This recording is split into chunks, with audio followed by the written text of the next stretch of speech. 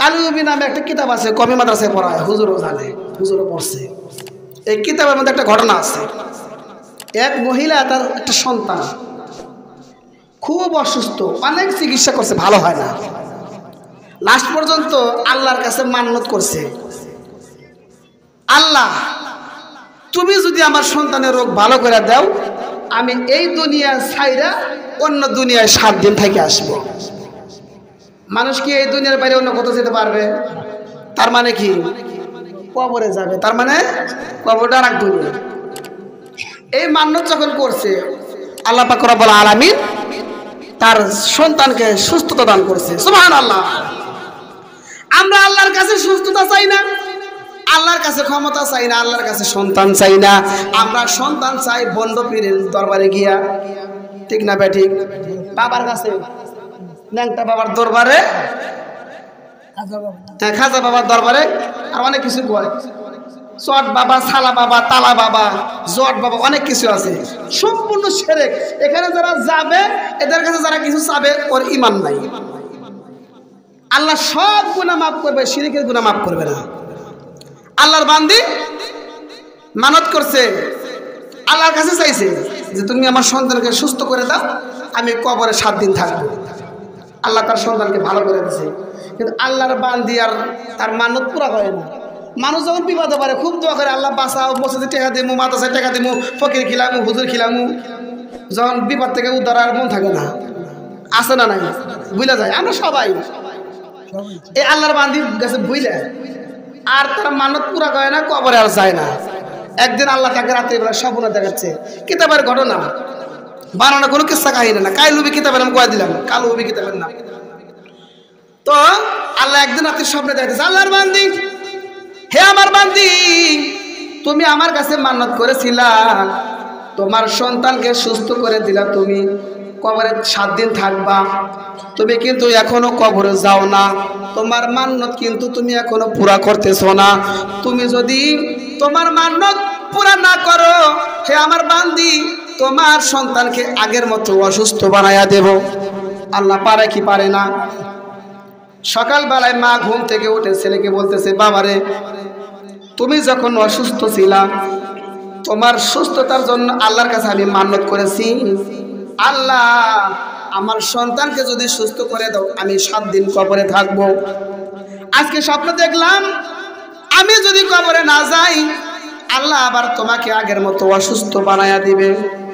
তুমি কি চাও আগের মতো আবার অসুস্থ হয়ে যাও? তুমি কি বলো? সন্তান বলে, মা, আমি আর অসুস্থ হতে চাই না, তুমি তোমার মান্নত পুরা করো, আমি সহযোগিতা করব। সুবহানাল্লাহ।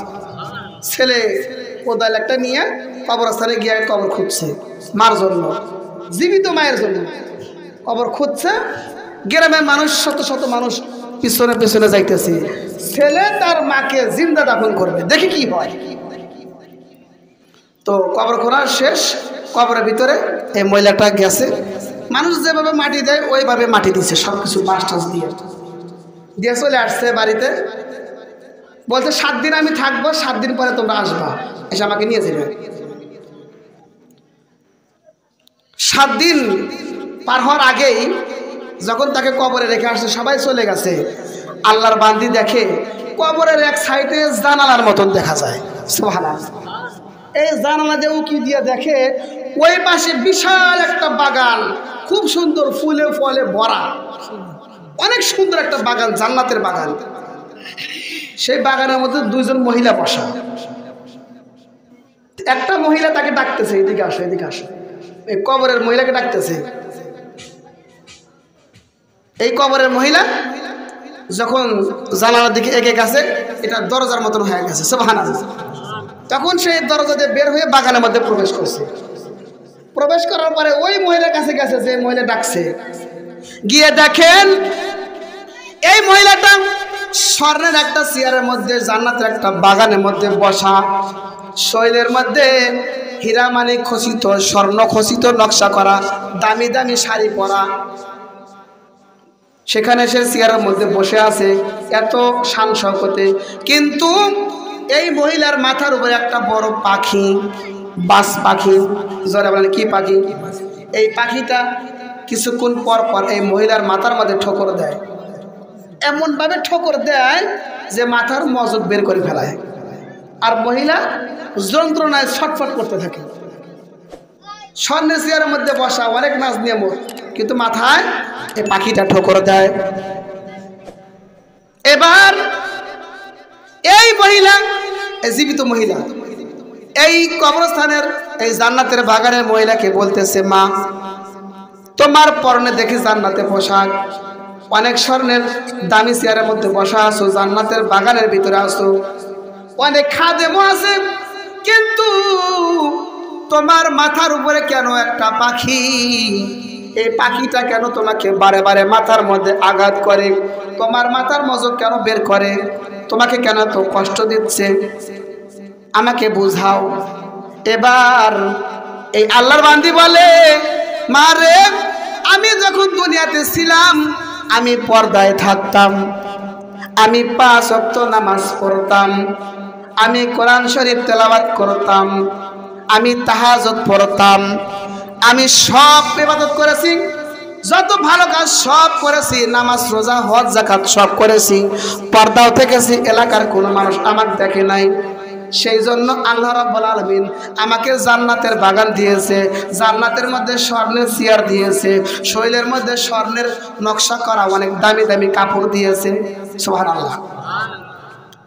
বুঝলাম, ভালো কথা, কিন্তু তোমার মাথার উপরে পাখি কেন আঘাত করে, মস্তক কেন বের করে?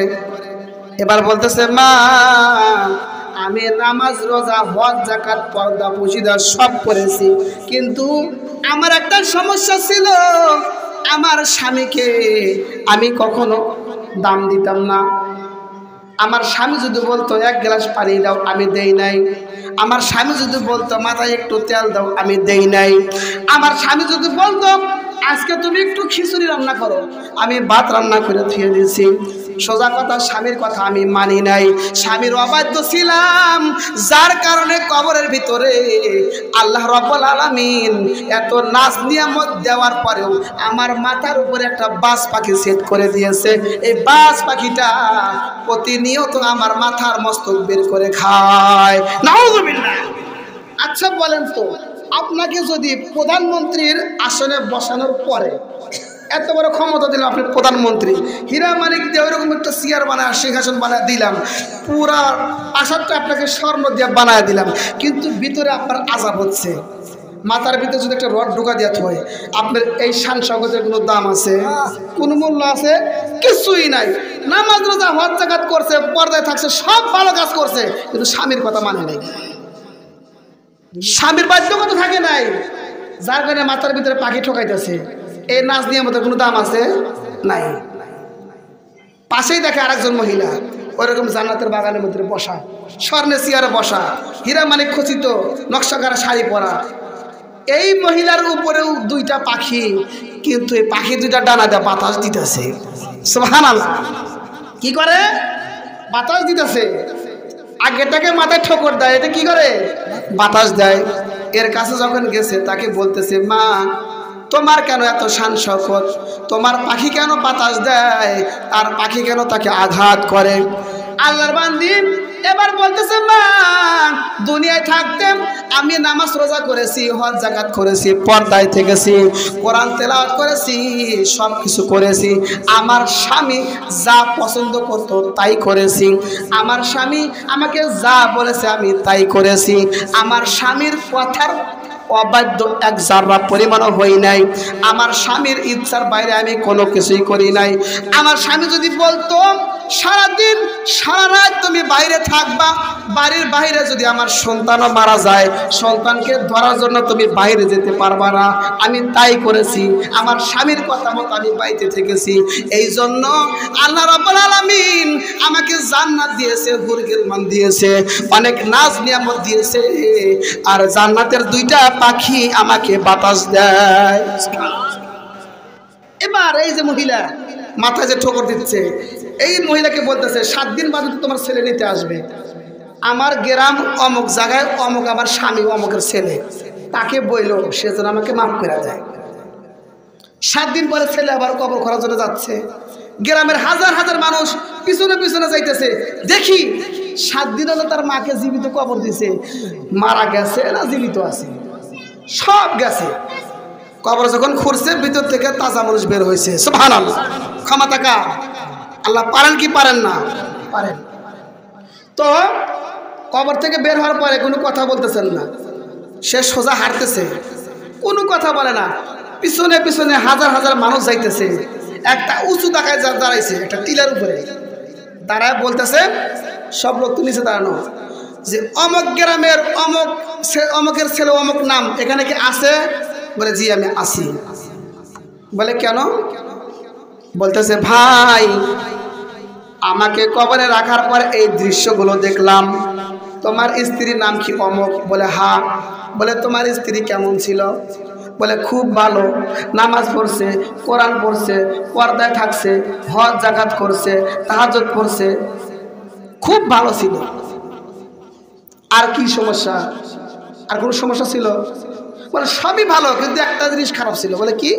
বলে আমার কথা শুনতো না, আমার কথা শুনতো না। ও ভাই তোমার স্ত্রীকে আমি নিজ চোখে থেকে আসলাম, কবরের মধ্যে কঠিন আযাব হইতেছে।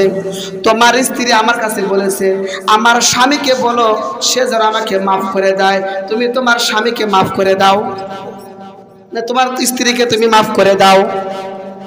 এখন এই লোক বলতেছে আমাকে সারা জীবন যে জ্বালান জ্বালাইছে, যে কষ্ট দিছে, ওর জন্য সমাজে আমার মান সম্মান থাকে নাই, ওর জন্য গ্রামের ভিতরে আমি পৌঁছে গেছি, ও এত নামাজ রোজা করছে, কিন্তু আমাকে মানা, আমার হুকুম মানা ফরজ, স্বামীর হুকুম মানা কি ফরজ, স্বামীর মাল হেফাজত করা ফরজ, স্বামীর বাড়ি পাহারা দেওয়া ফরজ, নামাজ পড়া যেমন ফরজ এটা ওটা ফরজ, কিন্তু এটা আমরা মনে করি না। যে আমাকে ও মানে নাই, আমার মাল হেফাজত করে, আমার কথা শোনে নাই, ওকে মাফ করতে মনে চায় না। এমন আঘাত লাগছে, লাস্টে বলতেছে মাফ করে দাও, তোমার তো স্ত্রী, মাফ করে দাও। ঠিক আছে মাফ করে দিলে যদি ও জান্নাত পায়, দিলাম মাফ করে দিছে। সেদিন রাত্রিতে এই যে ব্যক্তি কবর থেকে আসলো, যে মহিলা, স্বপ্নে দেখে ওই যে ওই বান্দিটা মাথার উপর যে পাখি ছিল মজক ঠোকরা বের করতেছে, আল্লাহ ওই পাখি বিদায় দিয়া জান্নাতের ভালো পাখি দিছে, এখন তাকে বাতাস করতেছে। সুবহানাল্লাহ, স্বামী মাফ করে দিছে, এখন সে নাজাত পেয়ে গেছে। হকুল্লাহ হকুল ইবাদ, আল্লাহর হক আর বান্দার হক। আল্লাহর হক ইচ্ছা করলে মাফ করে দিতে পারে, নামাজ পড়ে নাই মাফ করতে পারে, রোজা রাখে নাই মাফ করতে পারে, যাকাত দেয় নাই মাফ করে দিতে পারে। কিন্তু বান্দার হক যদি কেউ নষ্ট করে, এটা স্বামী হোক আর ভাই হোক আর প্রতিবেশী হোক আর অন্য কেউ হোক, যদি কারো গীবত করে এটা তার হক নষ্ট, তাকে আঘাত করছে তার হক নষ্ট। এই বান্দার হক আল্লাহ কোনো দিন মাফ করবে না। যতই নামাজ করো, তসবিহ তাহলিল জিকির আজকার করো, কাজ হবে না ওই ব্যক্তি যদি মাফ না করে। যাই হোক, আলোচনা শেষ করে দেবো, যদি কষ্ট দিলাম। ওই সময় না এই মহিলা তার স্বামীর কাছে বলছে, সে মাফ করে দিছে। আমি আপনি মরে গেলে আপনার স্ত্রীর কাছে কে বলবে যে আমি এই দেখলাম, মাফ করে দেও। সাবধান, কয়েক ওয়াক্ত নামাজ পড়ে কয়েকটা রোজা রেখে নিজেকে রাবিয়া বসরি মনে করা যাবে না। যতই নামাজ রোজা করে মা বোনেরা, স্বামীর মনে কষ্ট দিবে, আঘাত দিবা, তার কষ্টের তার আনুগত্য হয়ে চলবা না, তাকে রাজি খুশি রাখবা না। রাসূল তোমার উপর রাজি না, আল্লাহ তোমার উপর রাজি না, তোমার জন্য জাহান্নাম ছাড়া কোনো উপায় থাকবে না।